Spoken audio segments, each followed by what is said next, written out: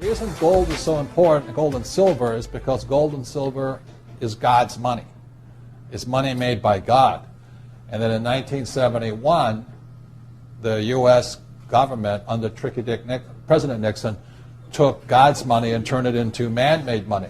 Never in the history of the world, this is the thing, never in the history of the world has this ever happened.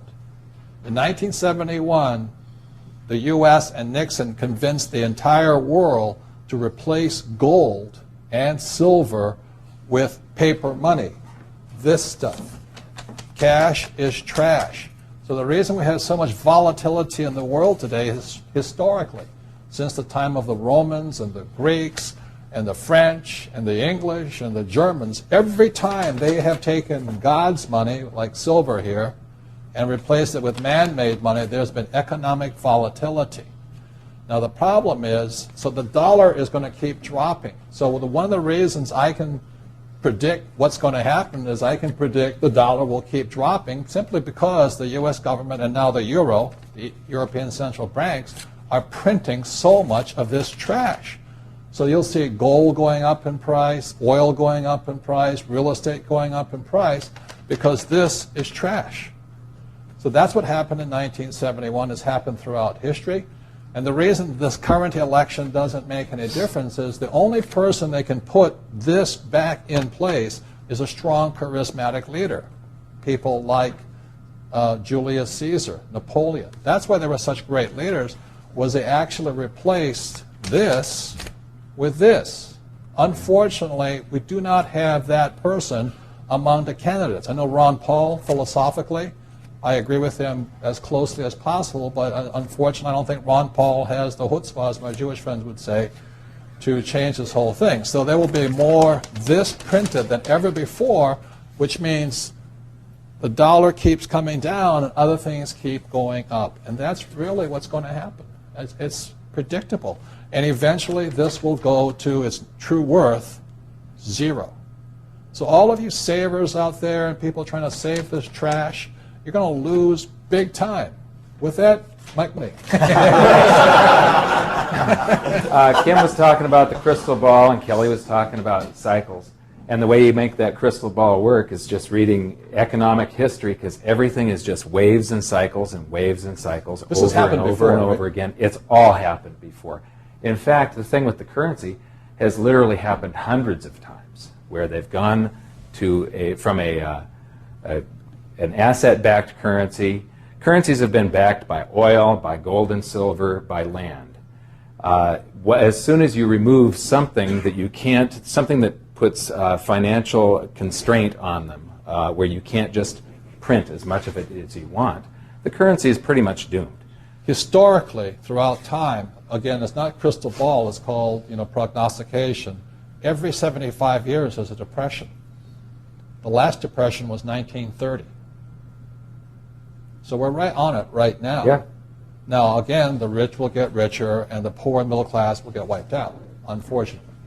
And what's really interesting, if you study history, there comes a time where the public, the mass psyche of the country and the world, this time the world, before it's always been a country, but the mass psyche starts to sense the currency debasement. Everybody should be able to feel it now. You go to the grocery store, you go to the gas station, you can feel that there's a currency debasement going on. Everything's costing more. Your currency is losing purchasing power. And as the public starts to wake up, gold and silver go through the roof, and all that paper that they've created, gold and silver do an accounting periodically throughout history. It's really exciting to see this. They automatically revalue themselves when the public wakes up, and they catch up to all the currency that's been produced.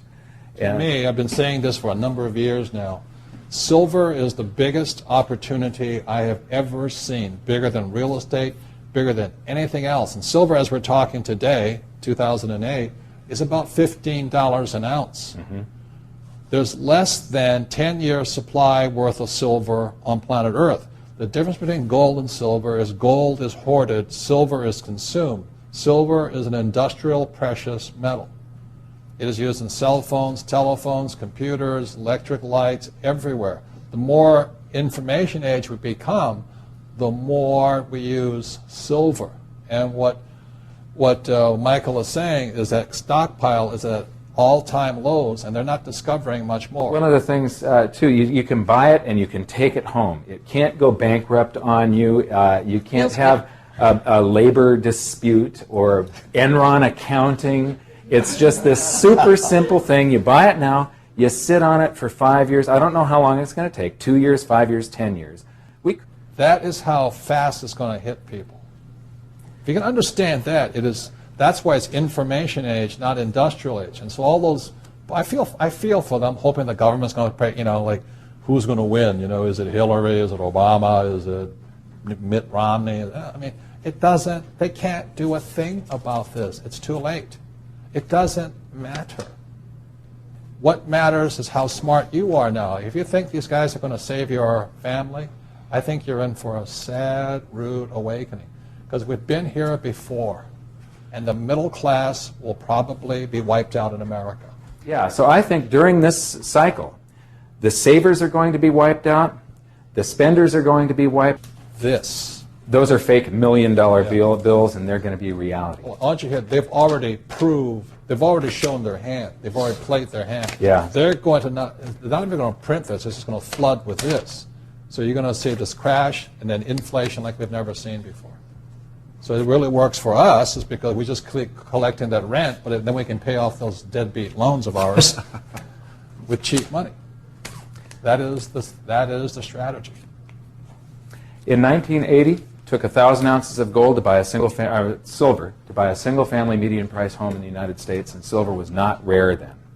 When you measure things with gold and silver, there is no inflation. Everything just travels inside of a valuation channel, going from overvalued to undervalued to overvalued to undervalued. That day will come again, but it's probably going to be less than 500 ounces. You want to buy a single-family median-price home outright, no payments, no down payment, 100% cash flow, put $8,000 aside today. You're going to be able to do it in the future. Silver. It's just history repeating. In silver. Silver, silver. Don't hold cash. Right. Cash gold is good too, but it won't perform as well. Is trash. Exactly. Repeat after me. Cash is trash. If you can understand that one, your whole paradigm will shift.